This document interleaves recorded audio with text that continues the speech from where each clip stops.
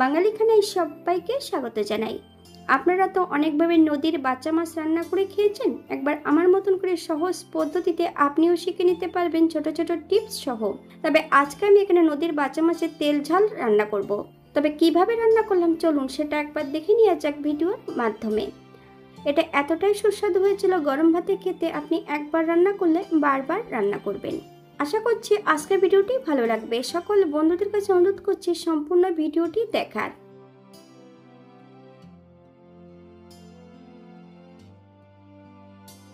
এখানে আমি আগের থেকে বেশ কিছুটা বাঁচা মাছ নিয়ে নিয়েছি, তবে সঙ্গে কিন্তু কাতলা মাছও ছিল। আমি এখানে বাঁচা মাছটা রান্না করব। মাছগুলোকে বেশ লেবুর রস দিয়ে ভালো করে ধুয়ে পরিষ্কার করে রেখেছি।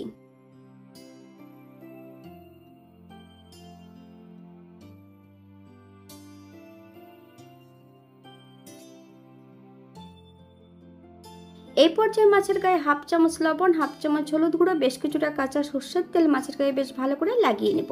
10 থেকে 15 মিনিটের জন্য মাছগুলোকে রেস্টে রেখে দেব। আপনাদের হাতে যদি সময় থাকে তাহলে বেশি সময় রেখে দিতে পারেন। তবে যে মাছের গায়ে আঁশ নেই সেই মাছের গায়ে যদি কাঁচা সর্ষের তেল লাগানো হয় তাহলে কিন্তু কখনোই মাছগুলো ভাজার সময় ফেটে গায়ে লাগবে না। অপর দিক থেকে বেশ কিছুটা মশলা বেটে নেব। 1 চামচ সাদা জিরে, 1 চামচ হলুদ সর্ষে, বেশ কিছুটা কাঁচা লঙ্কা বেশ মিহি করে বেটে নিতে হবে। সম্পূর্ণ মশলাটা বেশ মিহি করে বেটে নিয়েছি। এই পর্যায়ে অ্যাড করব হাফ চামচ হলুদ গুঁড়ো, হাফ চামচ কাশ্মীরি লঙ্কার গুঁড়ো, বেশ কিছুটা কাঁচা সর্ষের তেল। যখন মাছের ঝাল রান্না করবেন তখন কিন্তু মশলার মধ্যে কাঁচা সর্ষের তেল অ্যাড করবেন, আর যখন ঝোল রান্না করবেন তখন কিন্তু মশলার মধ্যে জল অ্যাড করবেন। মশলাটা বেশ ভালো করে মিশিয়ে নেব, সাইডে সরিয়ে রাখবো। অপর দিক থেকে একটা কড়াইতে বেশ কিছুটা সর্ষের তেল অ্যাড করব।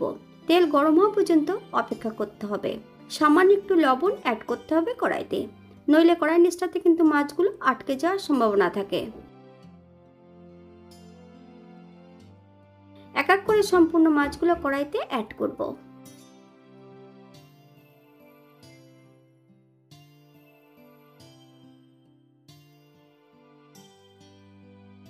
বাঙালি রান্না ঘরোয়া উপকরণ দিয়ে। আপনাদের যদি রান্নাগুলো পছন্দ হয় তাহলে চ্যানেলটি সাবস্ক্রাইব করে দিয়ে পাশে থাকবেন। পাশে থাকা বেলটি বাজিয়ে দেবেন, নইলে নিত্য নতুন রান্না নোটিফিকেশন পাবেন না। আমার এই চ্যানেলে আমিষ, নিরামিষ এবং বিভিন্ন ধরনের বাচ্চা মাছের রেসিপিও দেওয়া আছে। বেগুন দিয়ে আলু দিয়ে ঝোলও করা আছে। আপনাদের যদি পছন্দ হয় তাহলে চ্যানেলটি ঘুরে একবার দেখে নেবেন।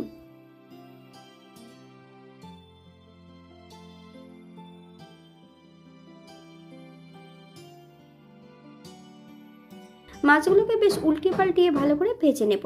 সম্পূর্ণ মাছগুলো তেল থেকে এই পর্যায়ে তুলে নিতে হবে। আপনারা এর থেকে কম বেশি ভেজে নিতে পারেন।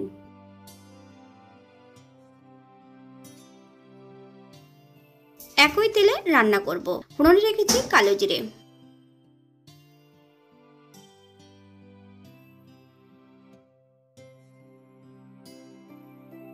গ্যাসের ফ্লেমটা লোতে রেখে সম্পূর্ণ মশলাটা অ্যাড করে দেব। লো ফ্লেমে 2 থেকে 3 মিনিটের মতন মশলাটা বেশ ভালো করে ভেজে নিতে হবে। তবে যাদের সর্ষে অ্যাড করলে অনেক সময় তেতো হতে পারে তারা কিন্তু জল অ্যাড করতে পারেন কড়াইতে।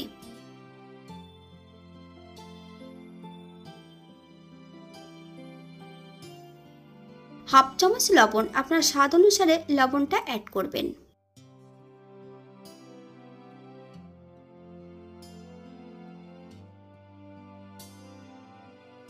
এই পর্যায়ে অ্যাড করব মশলা ধোয়া বাটি থেকে বেশ কিছুটা জল। মশলাটা বেশ ভালো করে কষিয়ে নেব, অথবা মশলা থেকে যতক্ষণ তেল ছাড়ছে না ততক্ষণ বেশ ভালো করে মশলাটা কষিয়ে নিতে হবে।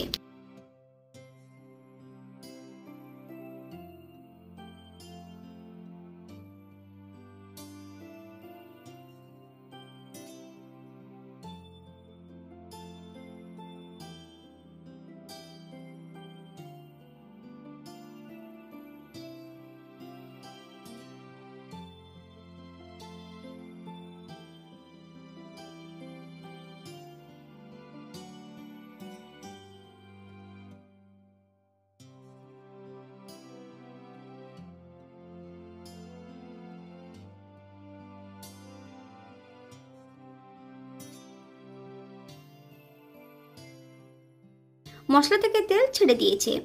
গ্রেভির জন্য এখানে আমি 1 কাপ জল অ্যাড করব।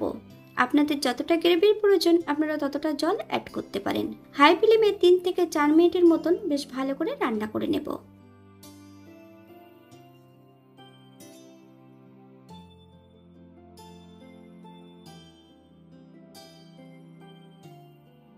ভেজে রাখা সম্পূর্ণ মাছগুলো অ্যাড করতে হবে। তবে যখনই কিন্তু মাছগুলো অ্যাড করবেন গ্যাসের ফ্লেমটা হাইতে রেখে, তাহলে কিন্তু মাছগুলো ভেঙে যাওয়ার সম্ভাবনা থাকে না। আপনারা একবার স্ক্রিনের দিকে ফলো করবেন। বেশ কয়েকটা কাঁচা লঙ্কা অ্যাড করেছি। আপনারা যদি পছন্দ করেন তাহলে পরিমাণে বাড়িয়ে দিতে পারেন। 3 থেকে 4 মিনিটের মতন ঢাকা দিয়ে রেখে দেব। এই পর্যায়ে একবার হালকা হাতে নেড়েচেড়ে নিতে হবে। আপনারা যদি চিনি পছন্দ করেন তাহলে অ্যাড করতে পারেন। 1 চামচ কাঁচা সরষের তেল অ্যাড করব। আপনারা যদি পছন্দ করেন তাহলে পরিমাণে বাড়িয়ে দিতে পারেন। গ্যাসের ফ্লেমটা অফ করে দিয়ে 5 মিনিটের জন্য স্ট্যান্ডিং টাইম দেব, তারপর সার্ভ করব।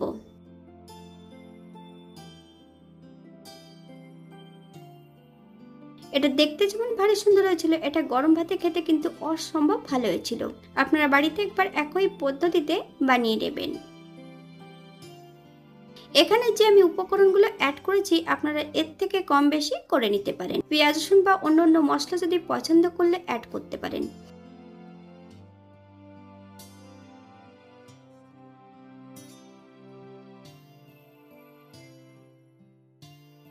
আজকের ভিডিওটি এই পর্যন্ত। সবাই সুস্থ থাকবেন, ভালো থাকবেন। অন্যদিন নতুন রেসিপি নিয়ে আপনাদের সামনে আবার আমি হাজির হব। নতুন ও পুরনো সকল বন্ধুদের অসংখ্য ধন্যবাদ ভিডিওটি দেখার জন্য। হাতে যদি সময় থাকে তাহলে একটা লাইক, কমেন্ট, শেয়ার করবেন।